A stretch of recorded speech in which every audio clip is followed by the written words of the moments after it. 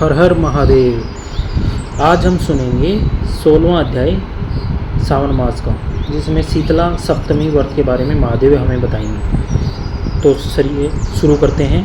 भगवान शंकर श्री सनत कुमार जी से बोले, अब मैं तुम्हें श्रावण शुक्ल सप्तमी व्रत के विषय में बताता हूँ, ध्यानपूर्वक सुनो।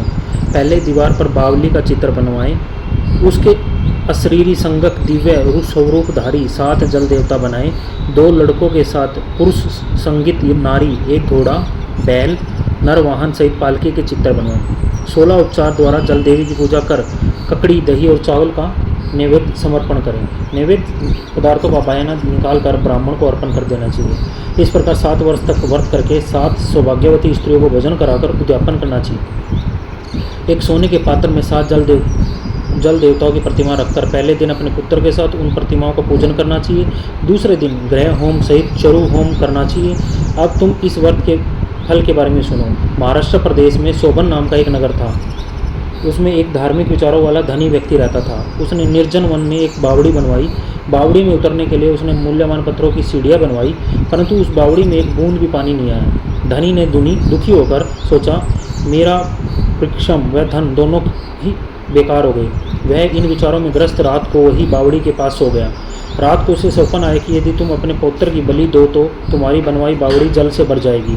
सुबह होने पर एक धनिक अपने घर आया और अपने पुत्र द्रविड़ से रात के सपन के बारे में बताया। उसने पिता की बात सुनकर कहा, पिताश्री, आप मेरे जन्मदाता हैं। इस प्रकार आप अपने पुत्रों के भी जन्मदाता हुए। यह तो एक धार्मिक कार्य है। आपके सिद्धांशु और चंडांशु 2 पुत्र हैं। आप बिना हिचक अपने बड़े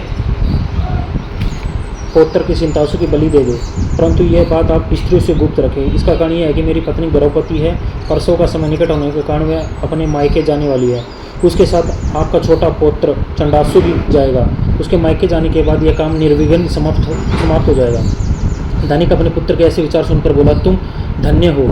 इसी बीच उसकी पत्नी सुशीला को उसके मायके से बुलावा आ गया। वह मायके जाने की तैयारी करने लगी। द्रविड़ सुशीला से बोला, शीतांशु यही मेरे पास रहेगा, चंडांशु तुम्हारे साथ चला जाएगा। सुशीला ने अपने पति की बात मान ली।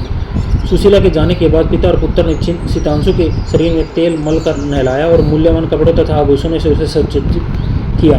वरुण नक्षत्र पूर्वाषाढ़ के आ जाने पर दोनों ने उसे बावड़ी के किनारे पर ले जाकर खड़ा कर दिया और प्रार्थना कर लगे, इस लड़के की बलि से जल देवता प्रसन्न हो। लड़के की बलि देते ही बावड़ी अमृत तुल्य जल से भर गई। दोनों बाप बेटे बावड़ी को जल से भरा देखकर प्रसन्न हुए, परंतु पुत्र के बलिदान से दुखित मन से घर लौट आए। उधर सुशीला के मायके में तीसरा पुत्र पैदा हुआ। 3 मास का पुत्र होने पर वह अपनी ससुराल लौट आई। रास्ते में जब वे उस बावड़ी के पास गए तो उसे जल से परिपूर्ण देखकर चकित रह गई। वह उसमें सम्मान करके बोली, मेरे ससुर का परीक्षा में धन का खर्च यथोचित रहा। उस दिन श्रावण शुक्ल सप्तमी तिथि थी। सुशीला ने शीतला का शुभ व्रत करा और वहीं पर दही और चावल का मंगवाकर स्वादिष्ट भोजन बनवाया। जल देवता की पूजा करके दही, चावल और ककड़ी का निवेद्य वायना ब्राह्मणों को दे दिया। वहाँ से सुशीला की ससुराल 4 कोस थी।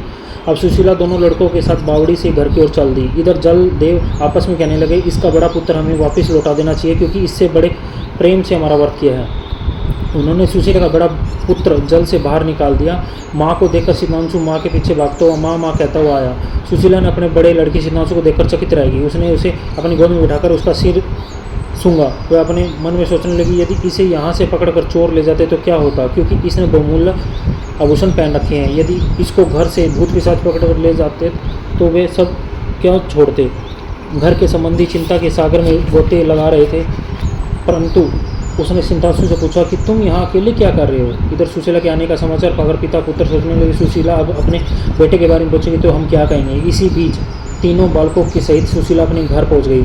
ससुर और पति बड़े पुत्र शीतांशु को देखकर बड़े अचंभे में पड़ गए तथा इसके साथ ही प्रसन्न होकर सुशीला से पूछा, हे सुभद्रे, तुमने किस पुण्य व्रत को किया था। निश्चय तुम कोई पवित्र आत्मा हो। इस शीतांशु को मरे हुए 2 महीने बीत चुके हैं, फिर तुमने इसे कहाँ से प्राप्त किया। जाते समय तुम अपने साथ एक लड़का लेकर गई और आते समय 3 पुत्रों को लेकर आई हो। यह बड़े आश्चर्य की बात है। तुमने हमारे वंश का उद्धार किया है। मैं तुम्हारी कैसे और किस प्रकार स्तुति करूँ। इस प्रकार उसके ससुर ने उसकी प्रशंसा और पति ने उसे प्यार भरी नज़रों से देखा। सास ने भी उसकी प्रशंसा की। सुशीला ने प्रसन्न होकर कहा, यह सब सुमार्ग पर चलने का फल है। सनत कुमार, तुमसे मैंने शीतला सप्तमी का व्रत एवं कहानी सुनाई है। इस व्रत में दही, चावल, ठंडा जल, ककड़ी, फल, बावड़ी जल और शीतला माता को देवता कहे गए। इसे करने पर तीनों प्रकार के तापों से मुक्त हो जाओगे। इसलिए श्रावण शुक्ल सप्तमी का यथार्थ नाम शीतला सप्तमी है। हर हर महादेव। यहाँ पर हमारा 16वां अध्याय सावन मास का संपन्न होता है। भोलेनाथ आपके घर पर कृपा बनाए रखे। माँ पार्वती का घर में वास हो, लक्ष्मी जी का वास हो। प्रेम प्रेम ऐसे फूल की तरह है जो खुशबू देता है, लेकिन समय आने पर उसको पानी भी देना होता है। तो अपने प्रेम को संजो के रखें। गुस्सा द्वेष करें वो ज़रूरी है, उसी से प्रेम बढ़ता है, लेकिन किसी तीसरे बंदे को बिल्कुल ना आने दें, बिल्कुल भी ना आने दें। राधे राधे।